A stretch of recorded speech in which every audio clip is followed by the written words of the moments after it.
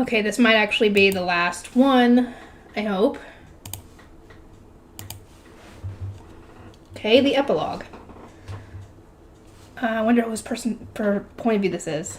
Under the leadership of their Archduke, the Knights of Dunkelfelger battled to resolve the sovereign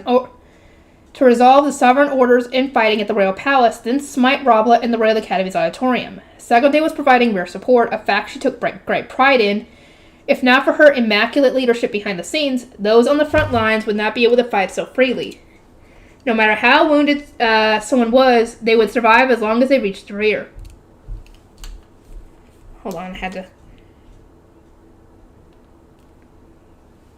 had to clean my glasses. The knights were constantly dependent upon the women of Dunkelfelger. It was a weakness in one way, but the key to their strength in another. Rear support wasn't easy. For the current battle, Segonde had prepared recovery rooms in the Dunkelfelger dormitory, gathered as many magic tools and rejuvenation potions as they could possibly need, requested that provisions be teleported over from the castle, set up a squad of healers, and arranged a rotation of backline knights to replace anyone who might need to retreat. Now she was overseeing the treatment of the wounded and ensuring their replacements had enough tools and potions. One by one, ordinances came from those stationed in the dormitory. The place is under our control. We are heading to the auditorium with Lady Magdalena. The statues on the altar shone, causing Lady Rosamine, Lord Ferdinand, and one of our foes to disappear. The Sovereign Knight Commander has been beaten. Lord Ferdinand went to the Sovereign Temple with Prince Anastasius. Heifetz is with them. Prince Anastasius has returned. He announced the defeat of our foes and declared the battle to be over. We will now begin the cleanup in shifts. It was Segonde's job to listen to these ordinances and convey their information to Dunkelfelger. She let out a sigh of relief when one finally said the fighting had stopped. They told us the battle would not last long, an attendant said, and indeed they secured victory in less than a day. But even so. Indeed, Segonde replied with a nod. There had been unexpected developments in droves. Even the Ob had his work cut out for him. Wordcraft, the current Dunkelfelger, had said in advance of the battle that it would only be a short one. Rosamine had stolen Arensbach's foundation, stopping the nobles on Lende's side from joining the fight, and closed its country gate to keep Lanzenau from sending any more troops. She had also played a role in neutralizing the invaders' ships, meaning they could not even return home. Robot, the Sovereign Knight Commander, had turned coat, but the entire order would not join him in his treachery. In short, the enemy had next to no reinforcements. If attacked and overwhelmed in the deep of the night, they would surely be vanquished in one fell swoop. Or so they had thought. No sooner had the attack on the Duchess of Villa commenced than a portion of the Sovereign Knight's order revolted in the palace, prompting the royal family to call upon Dunkelfelger for aid. As Ascendance soared, they had responded at once. The Ob had assumed that few knights would rebel against the Zend, even with Robot as their instigator, but again he had ended up mistaken. Quite a formidable force had gathered at the palace, and to make matters worse, the enemy had somehow managed to obtain the Grucheshite. Ordinances had reported the strangest developments, such as water sweeping the battlefield and the sudden disappearance of those atop of the altar. And the battle had even been brought to the Sovereign Temple for some reason. How truly bizarre this turned out to be. In spite of the many detailed reports she had received, Segonde had only the slightest grasp of what had actually occurred. She had seen countless dinner matches as the first wife of Dunkelfelger, and though she was used to the twists and turns of battle, or thought she was used to them, but the ordinances had given her cause to reconsider. The battle is over for the men, but not for us, Segonde announced. The knights will start returning at any moment. Prepare them food and places to rest. Understood. She sent ordinances to the common room where the knights' attendants were awaiting their charges, and to the dining hall where the food was being kept, and to the knights in the teleportation hall. The returning combatants would rest in shifts, and word of their victory would need to be sent back home. Wordcraft was last to return from the battlefield. In many regards, the aftermath of battle was the most complex part, and there were plenty of decisions that would require his input as the Ob. I am back at last, he said. It is good to see you, Ob Dunkelfelger. Before the couple could exchange any more words, Segonde raised an eyebrow at Wordcraft. Though he likely hadn't realized it, his expression was stern, and there was a steely look in his red eyes like he was ready to spring back into battle at any moment. It seemed wise to distance him from the troops so he could calm down. Let us cleanse you before you eat, Segonde said. She beckoned over to the attendants, and the Ob's guards changed places with the knights waiting in the dormitory. The knights back from combat had their attendants clean them, then left for the dining hall. Segonde cast a cleansing spell on Wordcraft, but she didn't take him to the same direction as everyone else. He would need to eat elsewhere. How are things here? Wordcraft asked. There were no problems in the dormitory. Still instructing her attendants on the side, Segonde led the Ob to a meeting room. In the wake of a battle, especially one that had involved royalty, it was best for archducal couples to speak in private away from their retainers. Segonde started gauging the best time to send them away. Hannelore was of great help before dawn, she continued. Segonde had needed an extra hand with the logistics of their recent battle, so Hannelore had been stationed in the Dunkelfelger dormitory as her backup. She had endured so many all-nighters for the purge of Lonzanov, the Battle of Gerlach, and their subsequent victory feast that her sleep pattern was completely backward.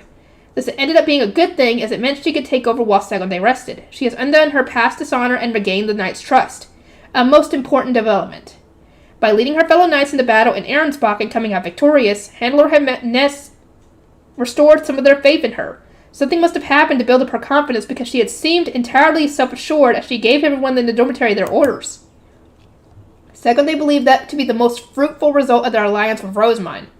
And what of the duchy, Wordcraft asked while eating. Lestalot must be bored out of his skull in the Foundations Hall. Segonde directed their attendants to wait outside the room, then looked at her husband with exasperation. You would say that after forcing him to stay behind? Though the risk of anyone invading Dunkelberger had seemed non-existent, Lestalot had needed to spend the entire night in the Foundations Hall due to having inherited the Foundation's magic as the next Archduke. The Ob hadn't given him much of a choice in the matter. Ahrensbach had its foundation stolen in less than 2 bells after Rosamund led a paltry force to some unknown location. How could we dare leave ours unprotected? True. His concerns were perfectly valid. Handler had taken part in the invasion of Ahrensbach, but not even she knew how Rosamund had reached and stolen its foundation so quickly. Dunkelfelder could not risk leaving its own foundation unguarded. It was a logical thing to do, Wordcraft said in his defense. Plans had to be made to avoid the worst-case scenario. And in any case, I am sure it was good training for those young knights who had yet to experience a full night on watch. True enough, your predecessor said much the same. Starting with the previous Ob, the Archducal family had agreed to guard Wordcraft's office while Lestalot was holed up in the Foundation's hall. Klassenberg tried to contact us at second half bell. Their country gate activated, and the sovereignty was too busy to properly respond to any questions. Of course, you were not there to use the water mirror, so they resorted to a magic letter instead. Here, it came straight from the castle, and their concern is all too apparent. The letter had arrived not long after sunrise. Klassenberg assumed their gate's activation had something to do with Wordcraft's earlier call to action, and wanted to know whether the situation and the sovereignty had caused it. Wordcraft took the letter, read it, and then tossed it aside. These Reds are as loath to act as always. Those in your office replied that our country gate shone in the dead of the night. They did not mention that it happened several days ago, or that Lady Rosamund emerged with the Grudershite. And Ham, but I would not consider that dishonest. Now pray tell, what actually happened? Segonde could guess that Rosamund had done something with her Grudershite, but couldn't even begin to imagine why the young woman would activate Klassenberg's, Glissenmeyer's, and Hochschlitt's gate in quick succession. Rosamund had not petitioned the duchies for aid. She had not invaded them, and she had not even opened their gates. She had made them shine and nothing else. Depending on her intentions, some manner of report might need to be sent to every duchy with a country gate. Lady Rosamund was acting upon the instructions of a goddess, Wordcraft replied. Segonde glared at him. Though you look serious, I must confirm that this is not some out-of-place jest. It's not a jest. I am only repeating what Lord Ferdinand told me. Messinora, the goddess of wisdom, descended and took Lady Rosamund as her avatar, then instructed that the gates be filled post-haste with the mana of a Zent candidate. Jurgen Schmidt would collapse otherwise. And we intend to believe him? Segonde asked, unconvinced. The tale seemed to be getting taller and taller. What did it even mean for a goddess to descend and take someone as an avatar, invading her body? Hello? I was told that Lady Rosamund now radiates Mestinora's divine power, and that a single glance at her confirms it, the Ob hastily added, though I confess I've yet to see it with my own eyes. Segonde pulled a face in lieu of a response, even more certain they were being tricked and exploited. Well, in any case, we can discuss the goddess's advent later. As keen as they must be for answers, Klassenberg will need to wait until things have settled down. Duchess that did not participate in the battle are forbidden from visiting the Royal Academy until further notice, and the royal family has made it clear that any trespassers will be deemed enemies and cut down on sight. As it stands, the duchies are stationed in their dormitories trying to gather information, but we shan't tell them anything. Instruct everyone to keep what they know close to their chest. These instructions couldn't have been from the royals. Segonde assumed they would want allies in Klassenberg and Glissenmeyer, and all other powerful duchies for that matter, to help secure their rule. Instead, they were being kept at arm's length. She immediately deduced the truth of the matter. Is that to say Ferdinand now controls the entire country? Segonde asked. He must intend to eliminate anyone who tries to get in his way. Indeed. But we subjugated the Sovereign Knight's Order in the palace, rescued the Zent, and smote Roblet. It feels like Lord Ferdinand stole our glory. Though I admire his resolve to do whatever it takes to win, his methods are violent and exceptionally underhanded. I will not mind training with him, but in a battle to the death, I would not want him as an enemy. Yeah, you do not want Ferdinand as an enemy. Segonde's eyes widened at this out-of-character remark. How rare! You normally boast that a strong foe merely fires you up and practically leap at the first chance to fight them. This man used the battle to gain a political advantage, carefully tweaking his plan as it happened, and then exploited the situation for all it was worth, all while striking his opponents where it hurt most. I would challenge him to a test of strength without a second thought, but in a battle of wits, I would not dare put my life and the lives of those I care about on the line when I would end up losing before it even started. Or under any other circumstances, of course. Wordcraft sighed and then set aside his cutlery. The battle must have been intense to have had such a profound impact on his usual way of thinking. Perhaps it was a worthwhile learning experience for him as well as the young knights. I intended to make this a game of true dinner, a spectacle for the ages, he said, but Lord Ferdinand stopped me at every turn. I just want to rest at this point. Can that be arranged? We keep having more and more jobs unloaded on us. Segonde smiled at her husband's pleading look. I tried to stop you, yet rather than listen to me, you declared you would participate no matter the cost, and then went on your little rampage. Maybe we should thank Lord Ferdinand for this valuable lesson. It might serve you well to experience the consequences of war. But I fought all night. I need to rest. Not until you've told me what you know. Segonde wanted information. Much of what the ordinance had said was still indecipherable, as she refused to wait any longer for an explanation. I see, Wordcraft muttered. Then there is something I should tell you first. 2 days from now, we are going to have lunch in Ehrenfest's tea party room. Members of the royal family will also be in attendance. Segonde drew in a sharp breath, momentarily lost for words. This is news to me. Is it already set in stone? We do not have long before the Archduke Conference. Only those who participated in the battle will attend, and we will discuss sensitive matters such as the crowning of the next Zent. Under normal circumstances, the host and their desired guests would communicate through their attendance and decide on a mutually agreeable date before the former sent any formal invitations. In this case, however, Segonde had not been consulted at all. Wordcraft might have spoken with Magdalena after the battle, but the royals had not been able to object. The royal family had no input, and the venue is Ehrenfest's tea party room. Is there a reason Ehrenfest is hosting the event, Segonde managed to ask? To my knowledge, they did not contribute to the fighting. Ob Ehrenfest had asked Wordcraft to manage communications with other duchies and the sovereignty because he was too busy resolving an internal dispute. That was how Segonde understood it, at least. It made no sense that Ehrenfest was hosting what would probably be the most important gathering to follow the battle, if, as suspected, Rosemine planned to rise as Ob Ehrensbach and engage with the royal family as the avatar of a goddess, and this was far from an ideal course of action.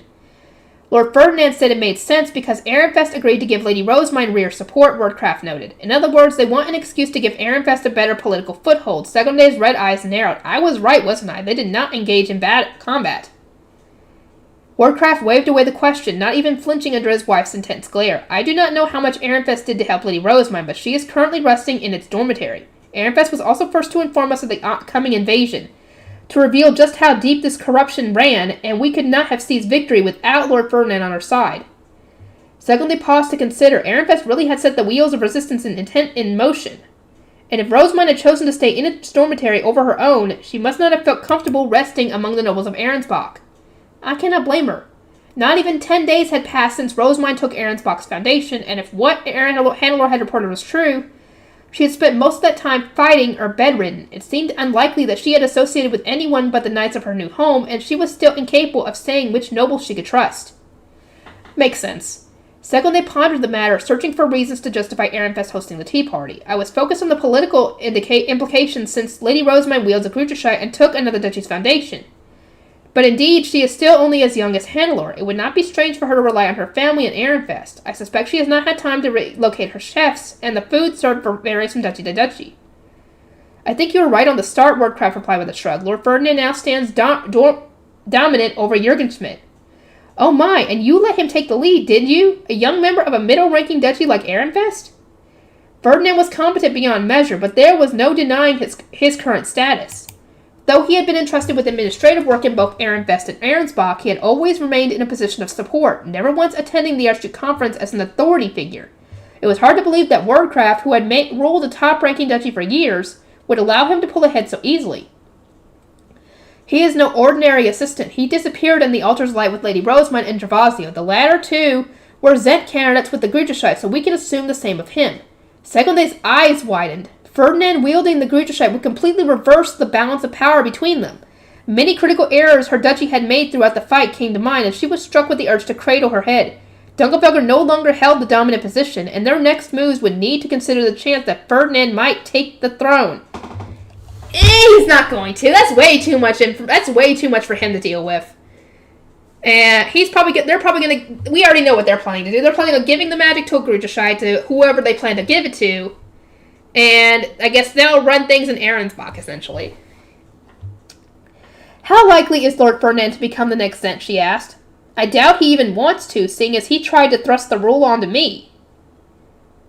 Segonde recalled the terms given to them immediately before the battle, terms that must have come straight from Ferdinand, and what are the odds of you becoming the Zent Wordcraft?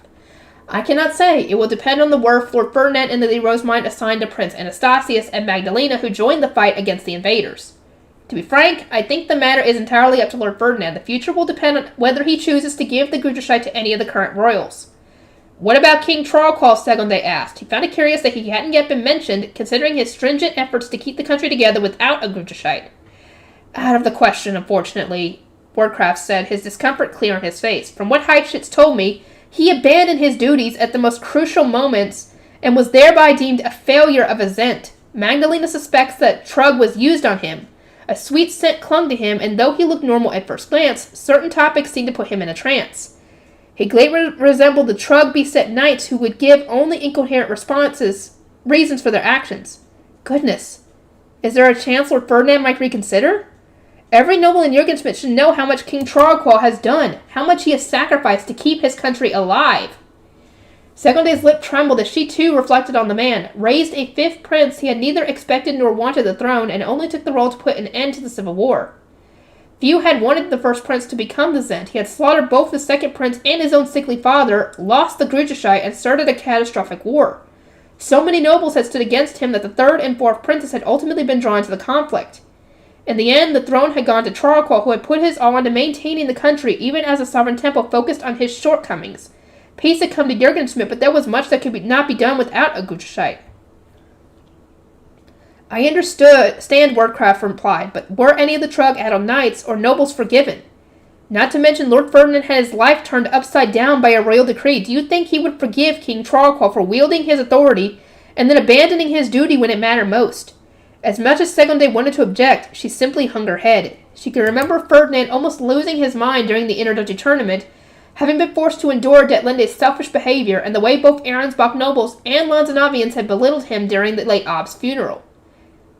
I doubt he feels any sympathy toward the man who wreaked that upon him. As always, Trollqual must have done what was best for Jurgensmith.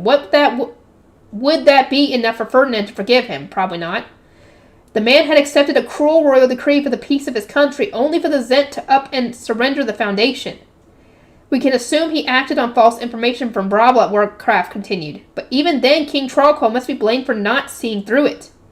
Indeed, Ehrenfest will not be quick to forgive him when they rang the warning bell so far in advance. They will consider it for his own fault for not gathering adequate intelligence. The more authority a person had, the more important it was that they weed out fake friends and verify the information being fed to them. Such were the measures of a competent ruler. Going forward, Wordcraft said, what Jurgensmith needs is a proper Zent with the Grudgescheit. Can you honestly recommend the man who fell victim to Trug and gave up on his people? Even I doubt we can leave him in charge any longer. Oh. Wait, when would Trug have been used on him, as I wonder? Anybody have an idea? The king had achieved much over the past decade, but those victories were irrelevant in his current situation. How long would the influence of the Trug last?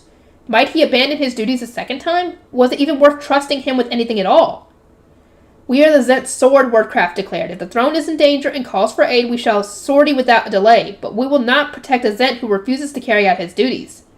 I suspect we will attend the coming meeting as observers and nothing more. Segonde cast her eyes down, having understood what her husband was trying to say. He would no longer fight for King Trollqual. It was said that Dunkelfelger had sworn to be the Zent's sword as early as the country's founding. As a Zent would need to dedicate all of their mana to Jurgensmith and Ewerman, they wouldn't necessarily be able to protect themselves and defeat their foe in the event of an attack. They would need someone to fight for them, so an age-old agreement had been forged.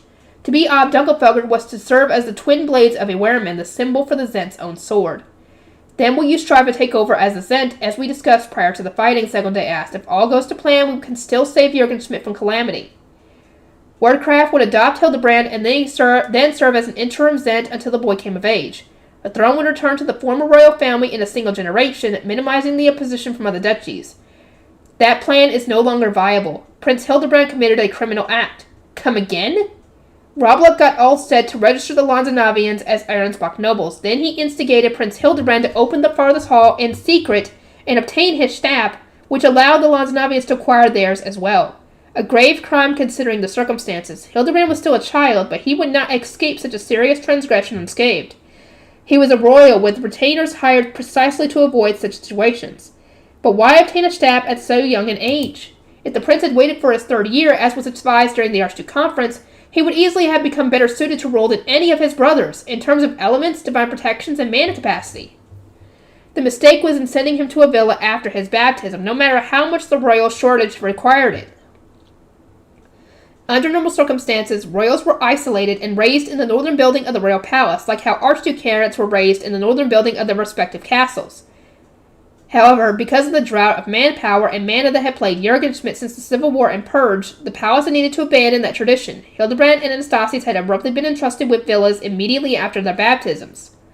Living in the northern building meant eating alongside one's parents and socializing over tea. Upon becoming the lord or lady of a villa, however, one started eating alone, and even tea parties with one's parents would need to be scheduled days in advance.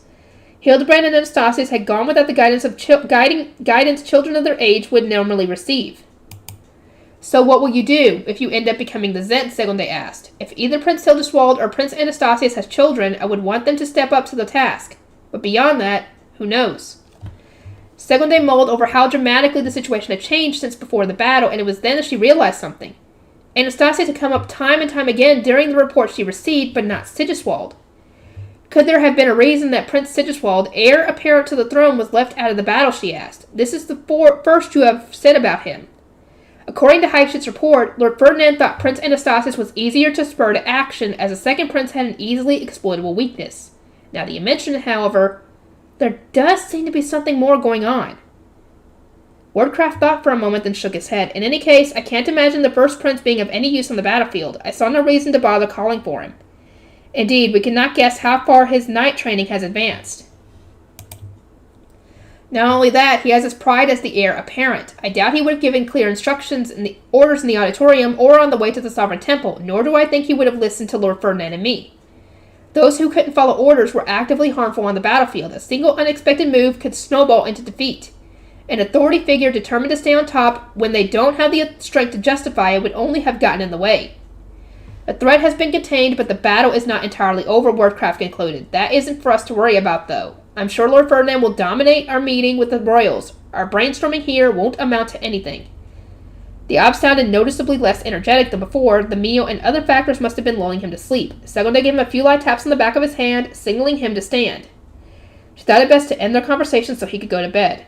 You should rest. I shall oversee the preparations for our upcoming lunch meeting. My thanks. Wardcraft rose to his feet but did not leave. He stared at his wife for a moment, then gently stroked the corner of her eye with his thumb. It was his way of telling her she was working too hard and not getting enough sleep. Segonde looked away. Is it really that obvious? Not enough that your retainers would notice, but still, you could do with some rest as well. He started to laugh, no longer a soldier at war, but a calm, considerate husband. Aww. Segonde laughed with him. Your victory today was superb. Leave everything to me and not as you please, and rest as you please. May Schlafturm bless you with a deep and peaceful slumber. Okay. Oh, here we go. This is all the stuff that we missed. How far are we in? We have over 90 pages left. How far am I on recording? 23 minutes. This might be the longest one yet. For this book, anyway, I mean. The Battle for the Sovereignty. Emmanuel, the returned branch royal. In the Sovereign Temple, a small white bird sailed into my office. It wheeled above the desk, then turned into a magic letter that fell right in front of me. It must have been from Lord Robla. I could see his signature green ink on the page. He probably wanted to tell the Royal Palace it was time to get ready for spring prayer. Before I could inspect the letter further, Curtis picked it up and started to read. He was my attendant now that I had taken over as the High Bishop. As a blue priest, he only aided me with work-related duties, unlike the Greys who oversaw my daily life, but he was my attendant all the same. Brother Emmanuel, there is no name attached to this letter, so I cannot tell who sent it. Its contents are also a mystery to me. I took the letter from Curtis. He had only been doing his job. Attendants were obliged to read any correspondence first before passing it along to the High Bishop, but I was displeased with him nonetheless. This letter had come from Lord Robla of all people. Though the sender's name was omitted and the contents were coded, I didn't want anyone to see it. Especially not Curtis, who had served Relation the former High Bishop before serving me. The risk is too great. It was Lord Robert who dispatched the previous High Bishop. Oh. Relation had always been a fool. Back when I'd stated my desire for Lady Rosemine to become the Sovereign High Bishop, he had told me I was speaking nonsense, that he was the High Bishop. He was so arrogant and self-centered, and it amazed me even now that he thought he would stay in his position when Lady Rosemine entered the temple. Who says she's entering the temple, dude? Just because you say it doesn't mean it's going to happen. As a wielder of the true divine instrument, she was better suited to the role than anyone. Under her guidance, we would be able to perform true divine rituals once again. Alas, Relation had opposed our savior. It made no sense. He lacked dedication to the gods despite his standing. Lord Rabba had ultimately deemed the former High Bishop an obstacle to be eliminated. Relation's general disinterest in revising the ancient rituals he had made him uncooperative when it came to enabling the return of a Zent candidate. In his desperation to remain the High Bishop, he had denied anyone capable of obtaining the Grudershite. So Lord Rabba had used poison to silence him for good. Okay. Brother Emmanuel, who sent you that letter? Curtis asked, bringing me back to reality. Do you know? No, I did not recognize his hand, I replied. Curtis took the letter back from me, aware that I was asking him to destroy it. Rather than getting straight to work, he stood in place and continued to look at me. How troublesome. Relation's death had made Curtis suspicious. He had taken to reading every message I received, and this confusing anonymous letter had only made that worse. I wanted nothing more than to relieve him of duty and do away with him, but I had only recently taken over as the High Bishop and wouldn't be able to perform my duties without him. I would need to wait at least a year, much to my distaste. Curtis, send a letter to the Royal Palace. I wish to visit the Royal Academy to start preparing for spring prayer. Extol the importance of the ritual and stress that we must go there without delay. He stared at the letter, then at me, then cautiously stood down. I gave further instructions to the other attendants, slowly clearing the room. Once everyone was gone, I stood up and quickly approached a nearby door, which I opened with the key I wore around my neck. Beyond it was a strange room meant for objects that only the High Bishop could use, so I was the only one able to enter it. This room was why Lord Brabble had sought the aid of the Sovereign High Bishop. Relation had refused and died, so I had taken the role in his place. I looked around, then headed to where the medals of those who had gone to Lonzanov were kept. 2 white medals set inside flat boxes. The newest of these 2 would be this one. I picked up one of the medals. Oh, I know, I realize now what it was. One of them is Gervasio, and the other is whoever is the current king of Lonzanov right now. Or his predecessor, or whatever. I picked up one of the medals, stuck it inside a storage box, then returned to the office. I would now be able to retrieve it right away when the Royal Palace permitted our entry to the Royal Academy. Curtis would not find the mere existence of a box suspicious. I stashed it inside my desk and pondered the person registered to the medal within. I suppose the new Zent candidate has returned, as per Lord Robert's plan. Indeed, the medal apparently belonged to a new Zent candidate, a member of a royal branch family who left Jürgen Schmidt upon coming of age to become the king of Lonzanov, but would return to obtain the Grudershite and rule it as a true Zent. This meant there were now 3 candidates, the other 2 being Lady Detlindy of Arensbach, who had caused the Zent selecting circle to flash, and Lady Rosemine of Ehrenfest, who performed rituals with the true divine instruments. Whatever. Lord Robert normally attended when King Trollquaw was giving reports or participating in discussions, so he knew how to obtain the Grudershite and the requirements one had to meet. The information he had given me reached so far beyond what I could research on my own that I could not verify it, but it was said that only a royal born with all elements could receive the Grudershite. Lady Rosemine had come exceptionally close, only to be denied at the last moment for not being a royal. King Trollquaw planned to remedy that by adopting her during the next Archduke conference. How ridiculous! Lady Rosemine was the perfect candidate to become the Sovereign High Bishop and revive the old rituals. I could not bear the thought of the royal family stealing her away from me, which was why I had agreed to cooperate with Lord Roblet. If this branch royal obtains the Grudershite, nothing will stand in the way of Lady Rosemine entering the Sovereign Temple. I recalled the gleam of the true divine instrument she had wielded and sighed, overcome with bliss. In her hands, blue trained staffs sparkled with green light, something that I'd never seen from our temple's replica. And then there was her spectacle with the cape of darkness and the crown of light. My chest grew hot and my body trembled with excitement. No! Now, I don't want to say that. I wanted Lady Rosemine. The temple deserved her. There was no one better suited to serving the gods as a Sovereign High Bishop. We'll see about that. My deal with Lord Robert was simple. I would help his branch royal obtain the Grudershite in return for Lady Rosemine. A saint able to perform true rituals would become the Sovereign High Bishop. I would assist her as the High Priest, and together we would revive what the rest of the country had forgotten. I was dying for that day to come. Oh, you ain't going to get that very much longer. You ain't getting that at all. Because Ferdinand's going to have information on this one. We received permission to enter the Royal Academy 3 days after Lord Robot sent his letter. Under normal circumstances, a scholar would arrange our visit immediately, but an unusual matter had delayed us. The royal family seemed to be in some kind of danger, and we had needed to wait until everything was deemed safe. To reach the altar at the back of the auditorium, we of the Sovereign Temple had to pass through the royal palace. We were following behind a scholar with a face stone that would open the doors in our path. It was our duty to perform divine rituals, but at times like this, we could not help feeling disrespected. Oh? We arrived at the usual meeting room in the place to find 2 princes, each with his guard knights and quite a substantial crowd of sovereign knights. I was unsure why they had all gathered, but seeing Lord Robert with them told me they must have been part of his plan. Let us depart, Prince Anastasius said. We went with him to the auditorium. Sovereign knights were all around us. There were more knights stationed outside the teleportation doors that connected to the dormitories. Tensions seem fairly high today. Did something happen? I asked. That is not for you to know, Lord Robot shot back. His curt response likely meant to hide our cooperation from the others. Despite his tone, he seemed to be in fairly high spirits. His plan must have been going well. I will open the door, Prince Hildebrand announced once we were inside the auditorium, then took out a face stone and opened the door leading to the farthest hall. We passed through the iridescent barrier, and the statues of the gods came into view. Here we are. Begin. From here, we were normally left to our own devices, but there were sovereign knights standing by the walls and watching our every move. Even Prince Anastasius kept his narrow great eyes on us. The blue priests were uncomfortable with being the center of attention and worked slowly as a result. Curtis, pay no mind to the sovereign knights, I said. We might not know why they are here, but they are merely doing their job. We need only do ours as well. That is true, but spring prayer cannot be performed without our preparations. We must start by cleansing the altar.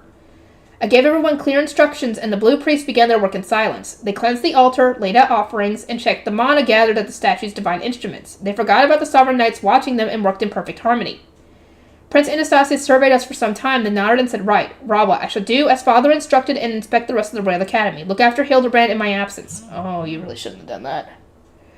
As you will, your highness. I must ask that you bring these knights with you and your guards. The search should go quicker if you divide it between yourselves. The 1st and 2nd squads will stick with you, while the 3rd and 4th protect Prince Hildebrand. The 5th and 6th squads will guard the hallway. The knights moved as Lord Robot instructed. Prince Hildebrand watched as more than half of them departed with Prince Anastasius, then turned to the Sovereign Knight Commander. Robot, where is Anastasius going? To patrol the Royal Academy's grounds. He was tasked not only with keeping an eye on the Sovereign Temple, but also with checking the Academy to see whether the Zent can safely return to his usual schedule. King Trollclaw is prepared to lower the Royal Palace's guard if a prince confirms nothing is out of the ordinary. We would welcome an end to the lockdown since one of Prince Hildebrand's attendants. Our lines of communication had been limited since the palace was completely sealed. The prince seemed too distracted to respond. He nodded and said, I see, while staring enviously at the door. Prince Hildebrand, you have your own duties to perform in the meantime, Lord Robot said. I do, he asked, his eyes full of hope. Though he was a prince, he was still a child. He must have been bored staring around. The Zend has at last given you his permission. You may use this time to obtain your staff. Nope, that's a lie. Truly? That's a lie. Lord Robot, is that true? Prince Hildebrand celebrated, but his attendants had their guard up. Their skepticism was short-lived, however, as Lord Robot had prepared an excuse. We do not know when Prince Hildebrand might be put in danger. A staff will allow him to call for aid or protect himself. At the very least, it will make it easier for him to reach a teleportation door. Arthur, you know what Lady Eglantine went through, I expect. I don't, Robot, the prince interjected. What happened with Eglantine? A solemn look clouded the Knight Commander's face as he shared the story, an account of the Civil War when an invasion had shaken the villa of the third prince at the time. The prince in question had succumbed to poison while eating dinner, as had those in his family who had dined with him. Their retainers had devoted themselves to nursing their dying charges and searching for the culprit. As an unbaptized child, Lady Eglantine had instead taken her meal in the playroom.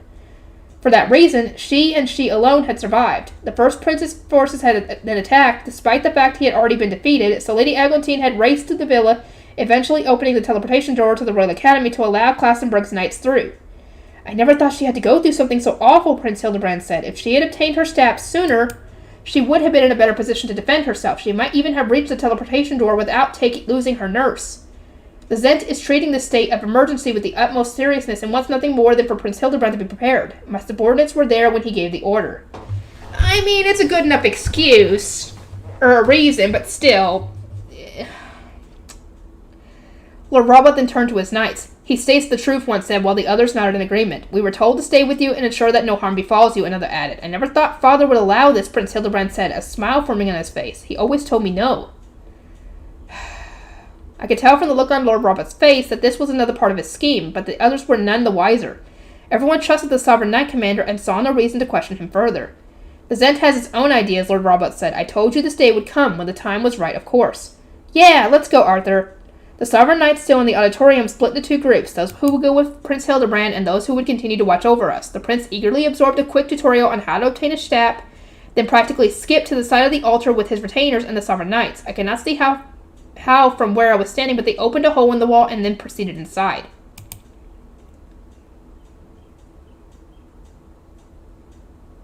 Oh, Hildebrand, you poor thing, you got tricked. Is that it? My breath caught in my throat. The Sovereign Temple had authority over the Royal Academy's altar, but we had never been told about its proximity to the place where staffs were obtained. Is that really where they come from? Staffs served as proof that one was a noble. They were necessary to wield true divine instruments and existed as the means by which one's prayers could reach the gods.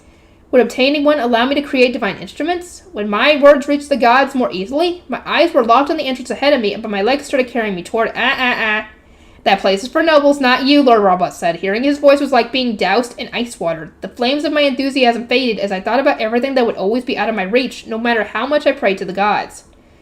Resentment and envy towards nobles swelled in my heart, but I couldn't let my anger show. Even the slightest outburst would spoil everything. I refrained from looking Lord Robot in the eye and simply flashed the small box I was keeping hidden. Could you keep the other blue priests at a distance, I asked. They suspect my involvement in Relishion's death. Lord Robot chopped the air, and the knights moved into a formation that would stop the Sovereign Priest from approaching us. Anyone on the outside would probably assume the Sovereign Order was interrogating me. I opened the box and produced a medal, holding it out so the Sovereign Priest wouldn't be able to see it. So who does this belong to? Him, Lord Robot said, indicating the Sovereign Knight who had just stepped toward us. Ah, so this man disguised as a knight is the new Zen candidate. Though a helmet covered most of his face, the features I could see spoke to royalty. Still, I could not act on trust alone. I needed confirmation that this man was a branch royal. Lord Robot had said that giving this future Zen his medal was necessary for him to obtain the Gruchashite.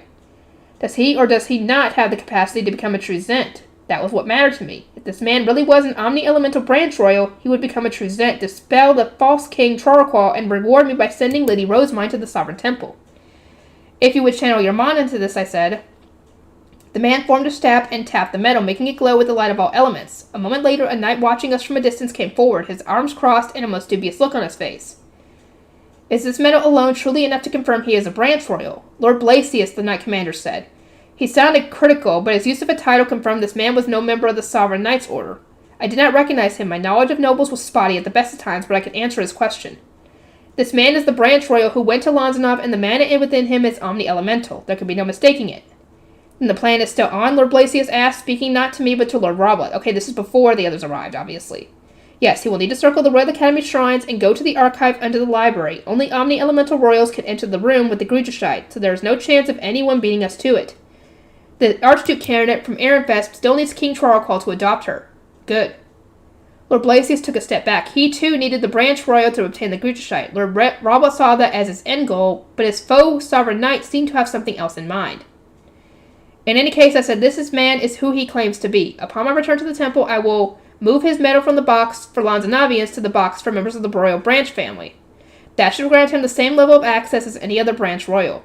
Do it fast. As you wish. I stashed the medal in its box, which I then put away. I would need to re-register the medal, a simple enough process most commonly done for weddings or when a noble rose in status. I could do it here and now, but it seemed more sensible to return to the temple first. I wanted to keep the medal in the Sovereign Temple's custody in case circumstances required me to hand it over to King Troraqual. The knights surrounding me broke formation, allowing my return to the altar where the blue priests were working. Did something happen? Curtis asked. I was questioned about Lord Relishion's death. The Sovereign Order thought it might be relevant to the current plight.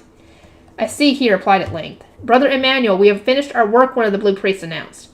Curtis joined me as I started inspecting the altar. He did not probe any further. A short while after we of the Sovereign Temple completed our business, I heard the quiet footsteps of a child. Prince Hildebrand had returned.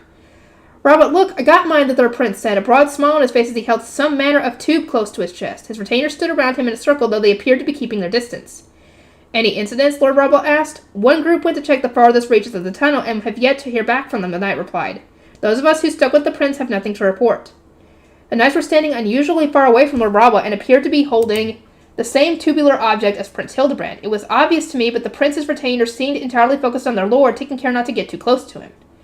Prince Anastasius has not yet returned, Lord Robert informed the third prince. Nonetheless, I would advise you to return to your villa to avoid any unnecessary contact.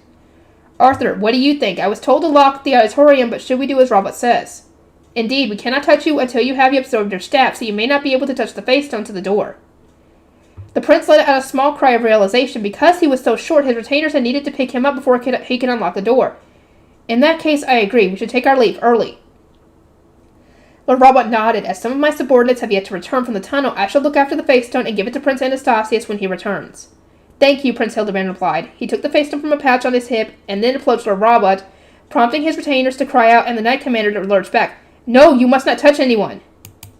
The floor, please put it on the floor. Goodness, my heart, let us hurry back to the villa. In contrast to those around him, the prince remained perfectly calm. I almost messed up. He set the face down on the floor, then gazed upon it with regret. Opening and closing the door was one of the few important jobs I could actually do. Perhaps you could send the sovereign priest back to the temple. You will get the satisfaction of having done something important, and Prince Anastasius will understand your need to leave early. Right. Prince Hildebrand gave a firm nod, prompting his attendant to send an ordinance to the second prince, stating their intention to depart with the sovereign priests. A reply of acknowledgement came moments later. We must be off, then, if you will excuse us. I gave customary farewells to Lord Robot and those with him, then left the auditorium with the third prince. Immediately upon returning to the temple, I re-registered our future Zent's medal and moved it to the storage room area for branch royals. Lord Robot sent me a magic letter the next evening. My lord received the Goddess of Wisdom's invitation, prepared for his coronation. Brother Emmanuel, what do you believe this means? Curtis asked, his brow furrowed. I could no longer hide my exasperation. Lord Robot sounded so giddy that I wanted to ask where his extreme caution had vanished to. Tell me what you think it means, Curtis. Taken at face value, Messinor has invited a Zent candidate somewhere. We have waited an entire decade, but has the Grudership been found at last? I do not know, nor do I expect the Sovereign Temple to ever receive the details. They treat us as tools to perform religious ceremonies. That said, if a Zent with a Grudership truly has been born, we should rejoice, should we not? Curtis sighed. We both knew how much the nobles exploited us. Lord Robbo had only told me so much, meaning not even I understood what the invitation would entail. If nothing else, it seemed safe to assume the branch royal had attained the Grudership. A thrill ran down my spine. I was forbidden from becoming a noble, but it was by my hand that a new Zent would take the throne. How could anyone protest the revival of ancient rituals now? Lady Rosamond would soon be the sovereign high bishop, and under her leadership, the sovereign temple would rise above the nobility. Trembling with excitement at the thought of coming even closer to the gods, I returned the letter to Curtis and instructed him to destroy it. Okay, so we don't get to see what Ferdinand was up to. Okay. That sucks. Anastasius, the royal family's position. Anastasius, this is Raufrida. Lady Magdalena reports a battle at the royal palace. She has called on Dunkelberger for assistance, but keep your villa sealed so that no enemies break in. Stay safe. My mother, the Zent's first wife, had contacted me in the dead of the night. I sprang out of bed, scaring Eglantine so much that she screamed. We had recently been warned that Lanzanavian and Arensbach nobles were coming to the sovereignty to obtain the Grudership, and my dear wife had been a mess ever since. She spent every night as scared as a little girl, fearing the battle to come. Her screams, born from the terrors of the Civil War now dominating her thoughts, drowned out the repeats of my mother's message. I pulled my trembling sweetheart into my embrace, all the while noting the night watch on the other side of the bed curtain. Eglantine, take deep breaths. Look around. You're not alone this time. I'm here. I won't let any harm come to you or our beautiful daughter, Stephorine. You have my word. Anastasius, the attack that had scarred my wife so deeply had occurred late at night, and its echoes lingered even to this day. Ehrenfest's warning had put her on edge, so to help her cope as best we could, we had tripled my villa's night watch, sealed its entrances every night, and started sleeping not in nightwear, but in clothes we could wear outside. Thanks to our increased guard, we can move without needing to worry about anyone invading the villa, I said. There's nothing to fear. You need only watch over Stephorine. As her father, I will protect the villa without fail. Stephorine, yes, you are right. Our villa has not yet been attacked. Eglantine stood tall and repeated that she had nothing to fear, that she was no longer alone, that she had a daughter to protect, and that she could use her staff to defend herself.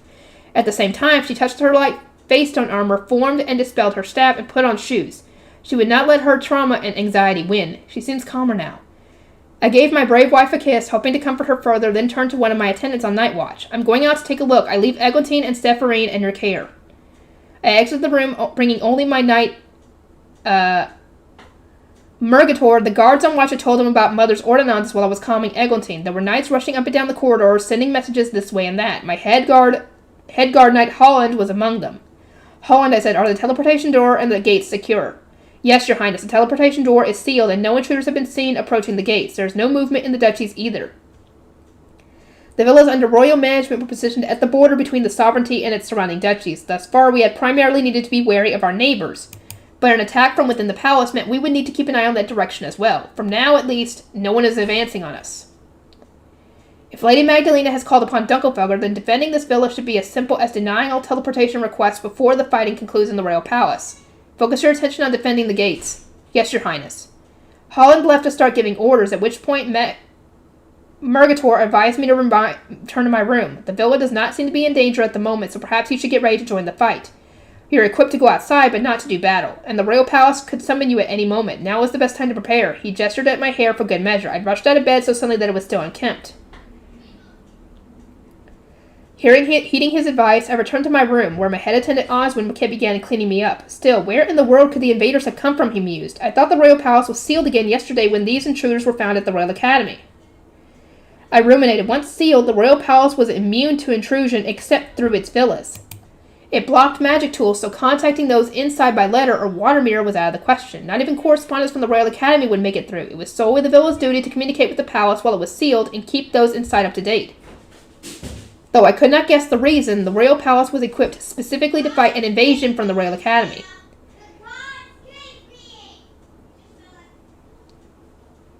The fuck? The other villas must be on high alert, I replied, so I doubt our foes came through any of our neighboring duchies. Maybe they struck when the guards stationed at the Royal Academy changed places? That is most likely. Once you have changed into your armor, shall we go to the palace to provide our support? I paused and said, no, I will aid them only at their request. Otherwise, I would rather not leave my villa understaffed. The sparks flying at the Royal Palace could ignite a battle here as well, and staying inside would make the villa indefinitely easier to defend. A second ordinance arrived just as I finished changing. This is Raw Frida. Lady Magdalena reports that Rabla is behind the attack on the palace. The Sovereign Knight's order is fighting itself. Lord Rabla, the Knight Commander, exclaimed all those who heard, their eyes wide open. My eyes shut open too. Was he sheltering the traitors while he claimed to be watching over the Royal Academy? He had spent most of his time there the past few days. My blood started to boil. Our true enemy had manipulated us. Back when Ehrenfest warned Stitchwall of the coming invasion, Rabla proposed sealing the palace and ordered us to take shelter in our villas. Had he asked Hildebrand and me to check the Royal Academy so he could reduce the number of guards there? He had also advised sealing the palace a second time when one of the professors spotted intruders. It seemed only natural that Rabla, the Sovereign Knight Commander, would oversee the defense of the palace. Not a single person had questioned his orders. Prince Anastasius, what should we do? Murgator asked. Given their status as sovereign knights, Rabla and those with him can easily enter the palace. The villas, on the other hand, should not be as at risk. We will need to adjust our defense arrangements and seriously consider giving the palace our aid. Rabla wouldn't have access to this villa without permission from Eglantine or me. If we closed the teleportation door connected to the palace, he would need to approach us by land. Not that we were likely to be attacked in the first place. If anyone, Stitchwall will be next on the firing line as he was the heir apparent.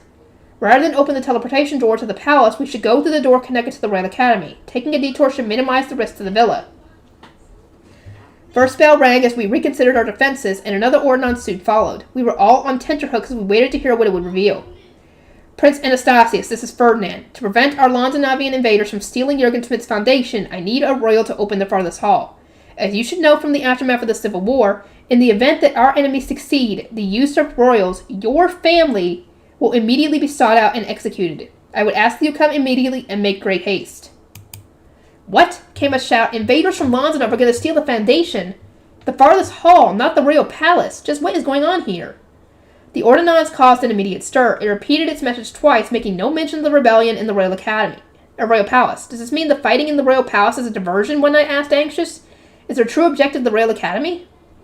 I took in its sharp breath. The shrines Rosamund had struggled to obtain the Grudershite were located at the Royal Academy, and the magic tools in its library had acknowledged her success. For days, Rabla had stood guard over its grounds, forbidding anyone else from even getting close.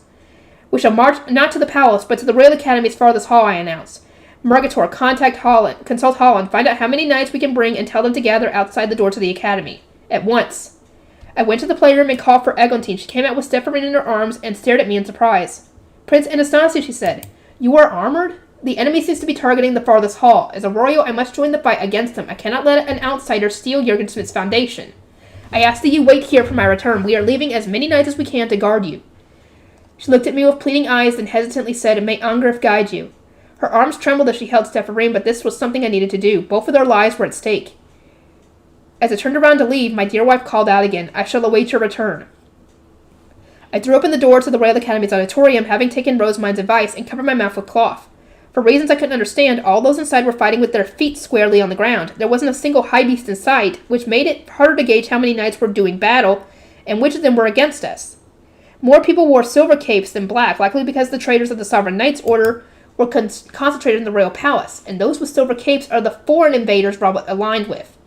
The battle was more of a free-for-all than expected. I stood at the door scanning the room in a hopeless attempt to identify our foes, and it was then that I noticed the unusual appearance of the auditorium. The stage for dedication roles, the audience seats, and the altars were all visible, as would normally be the case for the graduation ceremony. Who did this and why? A sudden feeling of dread swept through me. To change the auditorium, one needed royal permission and the proper face tone. "Prince Anastasius, why are you here?" one of Dunkelfelger's knights shouted. "Please wait outside." "How fares our ob in the royal palace?" asked another as they moved to protect us. The divine avatar of Messinora decreed that royals should stand on the front line, so here I am. More importantly, there might be a traitor in my family. The auditorium could not have taken this form unless Robot was granted the necessary face stones. "Impossible," my guard muttered, shuddering at the thought. The significance of this rebellion would change dramatically if a royal was behind it, but one of Dunkelfelger's knights put our minds at ease. It was likely Prince Hildebrand who gave him the face stone. He was manipulated. One of the traitors testified to it. I suddenly remembered my half-brother with the face stone for opening and closing the auditorium. He had used it when the sovereign priest visited the Royal Academy to prepare for a ceremony. I thought back to the proud smile on his face and the ordinance announcing he would take his leave while I patrolled the academy. It was then? Robert had come to me soon after and said that he would patrol as well, having escorted Hildebrand to the teleportation door. The nerve! Anger surged through within me. What would have happened to Hildebrand if the attempts to manipulate him hadn't worked and Robert had elected to take the face stone by force? Nobody would ever have expected the commander of the knights dedicated to protecting the royal family to use such methods against them, but that didn't matter. Even just being tricked would tarnish the young prince's reputation. "Robot," I roared, "you will pay for this!" I raised my weapon and sprinted toward the whirling stage where he was doing battle with Ferdinand's group. "Prince Anastasius, wait!" Together with my guard knights, I tried to push through the foes ahead of us. Our mana attacks were almost always blocked, and our stab-made weapons merely bounced off our opponents' bodies. "Beware the silver capes and weapons," our allies shouted. "Mana can't penetrate or defend against them, and don't use your high beasts. Our foes have weapons that can pierce straight through them." Again, I inspected my surroundings. Nobody was using stab weapons or even attempting to make their high beasts. Seriously, Rosemine? You could have warned me. We changed our approach, this time wresting the weapons from our enemies' hands. We wouldn't be able to fight without first procuring usable alternatives to our stabs. But even once we'd rearmed ourselves, our foes were too numerous for us to easily reach our leader. Have all the Sovereign Knights turned their backs on Father? To my frustration, not all our opponents were foreigners. I recognized several faces from the Sovereign Knights Order. They wore silver capes instead of black and stood defiantly against me, a member of the royal family. Ridiculous. With the support of my knights and our Dunkelfelger allies, I finally reached the stage. I raced up its steps, driven by my anger. "Oh, Prince Anastasius," Robot said, taunting me. "I thought you would either hole up in your villa with your beloved wife or charge the palace in a righteous fury. I think you came here instead." He threw something at Ferdinand's group and then barked orders to those nearby. "Defeat the king's enemies. Don't let them near this place." The black and silver capes of Robot moved at once, knocking away my allies, but completely ignoring me. My knights tumbled down the stairs while Ferdinand's group was blown back by the explosive winds of a magic tool. Soon enough, only Robot and I remained on the stage. "Schwert," I said, my eyes fixed on my opponent. Knowing he served my father had always brought me comfort, but not anymore. "How could you betray your king, your duties as his knight commander?" Neither my words nor my sudden lunge broke Robot's composure. He batted me aside as easily as when he had used to train me in swordplay. "I do not consider this a betrayal. My loyalties have always lain with King Gervasio. Those who thought otherwise have only themselves to blame." I was rattled. The Sovereign Knight Commander had just named a man other than the Zent, my father, as his lord. He declared that the foreign invader was not merely his co-conspirator, but the one to whom he had sworn his allegiance. It made no sense. I took a step back and pointed my sword at him again. It trembled in my hand, but I was too shaken to stop it. "As a sovereign knight, you are duty-bound to serve the king. How can you side with someone from another country?" "King Gervasio is a member of Jürgen Schmidt's extended royal family. He was the first man I served." Robert had been the knight commander for as long as I could remember. I never stopped to consider his life before he took the role. As I understood it, my mother had put him forward because he was from her home duchy of Glissenmeyer, and she believed my father would be safest with a knight order led primarily by those of a shared origin. She had spoken to his experience serving a branch royal and the fact that said royal was no more. "I thought your lord passed away," I said. "I at once served Lady Valmarline. The previous Zent spread word that she had died, then Charcoal made it so during the purge that followed the Civil War. My true lord, King Gervasio, left the country to rule Lonzanov, but he returned just recently."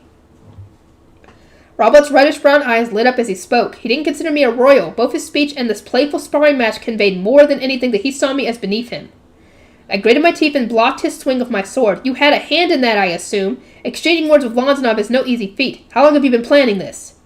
It was during a trip to Ahrensbach that I finally succeeded. From there, Lady Georgine served as our go-between. After the Turnish-Buffon attack at the Interduchy tournament, an investigation team had noticed signs that old Rookstock's teleportation circle had been used. The Sovereign Knights Order had followed up on the matter by visiting the two duchies responsible for its territory, Ahrensbach and Dunkelfelger. The Knight Commander turned coat at the instigation of a first wife? It almost beggars belief. So were you the one who used Trug on the Sovereign Knights, I asked? The ones who interfered in a Royal Academy dinner match and suddenly became violent during Ahrensbach's funeral? Yes, to dispatch those in my way and reward Lady Georgine for her continued cooperation.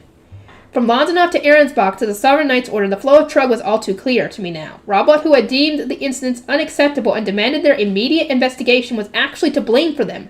Ehrenfest had been right all along. No matter how long this fight went on, I doubted I would ever win. I also doubted we would ever come to understand each other, but as a member of royalty, it was my duty to stand my ground and defend my country. You've spread Trug through the ranks of the Order, incited a rebellion in the royal palace, and transformed the auditorium. What are you plotting? My lord received an invitation from the Goddess of Wisdom. I merely set the stage for the return of a true Zent. Robert's response made no sense to me.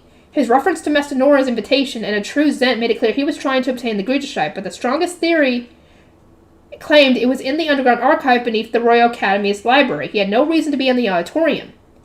Do you think I would believe that? I shouted. Only the royal family can enter the underground archive. State your true intentions. One need not be a royal to be recognized by the Goddess of Wisdom. I am here to welcome my lord when he returns. Was that why he stole the Facestone key from Hildebrand, or was that all part of some other scheme? There was no end to my questions, but my anger would do nothing to answer them. I could neither stop nor imprison Robert on my own. I was so powerless that I almost wanted to cry.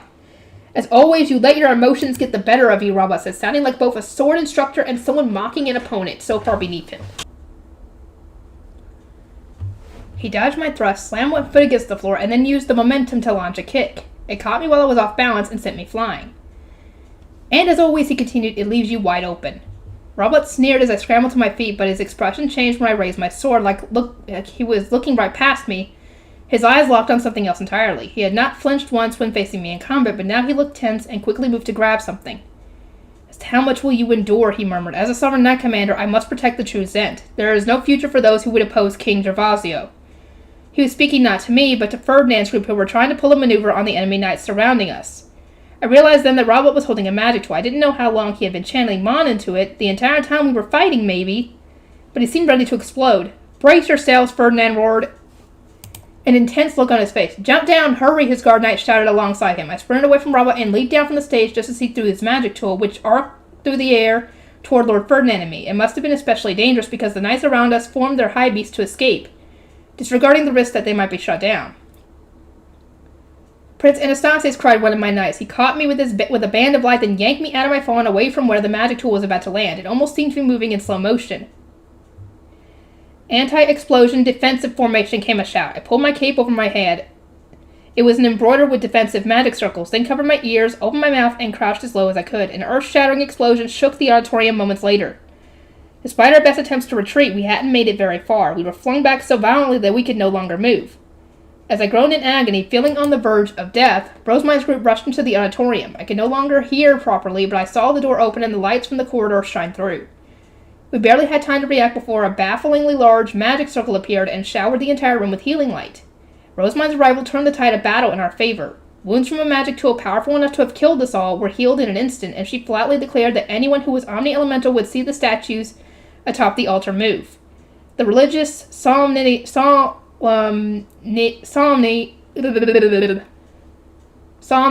the air vanished at once. No wonder Robert moved to eliminate Rosamine first. Crush them before they reunite. They are most vulnerable when they are apart. Rosamine gave large-scale healing and granted us blessings even when under heavy fire. It brought to mind the ritual the adult Dunkelfelger Knights had performed during a past Interduchy tournament. Her prayers caused extravagant pillars of light to appear, enrapturing us all to the point that we forgot to fight. That was, until a voice came from atop the altar. What in the world is happening here, Robot? Ah, King Gervasio. A man had appeared seemingly out of nowhere, his countenance leaving not a shadow of a doubt that he was a member of extended royalty. Jürgen Smith's archducal families sometimes bore children who looked regal. Remnants of generation old blood, royal blood coursed through their veins, but it was uncanny to see these features on a foreign intruder. I suppose it isn't that strange. She was born and raised in Jurgenschmidt before leaving for Lanzanov, but still. Part of me wished Gervasio looked more foreign, anything to make others deem him unworthy to rule, yet his appearance was unquestionably that of a Zent, and now he stood between the supreme gods. I beg of you, Robot said, his arms outstretched. Reveal your gods-given Gruderscheit born for all to see. Or here for all to see. Show everyone you have become a true Zent. Gruderscheit. Gervasio answered the Knight Commander's plea and made the Gruderscheit appear in his hands. It was my first time witnessing such a feat, but it lined up with my father's and others' discussions of what a proper Zent would do, or could do. The Knights fervently cried out what should have irritated me, but they seemed to be in a world of their own. I swallowed hard. Rosamund had said she could bestow the Gruderscheit upon others. That slim hope had spurred me to join the front line, to restore the royal family's honor and worthiness to receive the royal holy book, but now it was gone. Before me stood a man who had obtained the Gruderscheit through his own power, directly from a goddess. Have Ferdinand's worries come true? Is a foreigner about to become the Zent? Speaking honestly, I had never thought the Gruderscheit would end up in the hands of someone not only outside the royal family, but outside Jurgenschmidt nobility in general. If a new Zent took the throne, what would happen to the current royals? The faces of Eglantine and our daughter flashed in my mind. Gruderscheit. Rosamund's voice tore through my despair. I turned to see her holding up a Gruderscheit of her own, though its shape wasn't quite the same as Gervasio's. No, look closely. Hers is too small to be genuine. King Gervasio has the real one. What are you talking about? Lady Rosamund's Gruderscheit is the real one. She opened country gates with it. Ignoring the clamor among the knights, Rosamund began layering on blessings. Their light rained down on me as well. The battle wasn't over. Gervasio had yet to steal the country's foundation. Lady Rosamund has received the blessings of countless gods, one of her retainers announced. As a divine avatar of Massanora, she has been tasked with bestowing the Gruderscheit upon the next Zent. She would choose a worthy candidate from among the people of Jurgenschmidt. There is no need for an intruder from Lanzanov to take the throne. His fanatic tone and expression sickened me, but his words were strangely inspiring. Rosamund's retainer is correct, I declared. We have no reason to let some foreign menace take the throne. Robot, you betrayed my father, Jurgenschmidt, and everyone who put their faith in you as a sovereign knight commander. I shall have your head. Spurred on by Rosamund's blessing, we raced to the shrine to capture Robot and the others. We defeated those closest to us with relative ease, but our dominance was short-lived. Gervasio also started praying for his allies. The Gruderscheit makes it that easy to grant blessings? Not really. Bitterness washed over me. This reality that true Zents acted with the gods' acceptance was being thrust into my face. Father spent decades supporting Jurgenschmidt, neglecting his body and soul in the process, and came not a single step closer to obtaining the Gruderscheit. The foreigner, on the other hand, had acquired it in a matter of days. One had to question what the gods truly cared about. Well, they don't care about all this, that's for sure. I gritted my teeth and continued taking down the stubborn knights who opposed us. To protect the royal family's position, I needed to fight Robot and Gervasio with all my might. Here Gervasio's prayer was abruptly cut short. He must have been attacked. Robot looked up at the altar and shouted, "Where did that come from?" I turned to my knights. We need to get as close as we can while Robot is distracted. Capture Gervasio no matter the cost. Understood.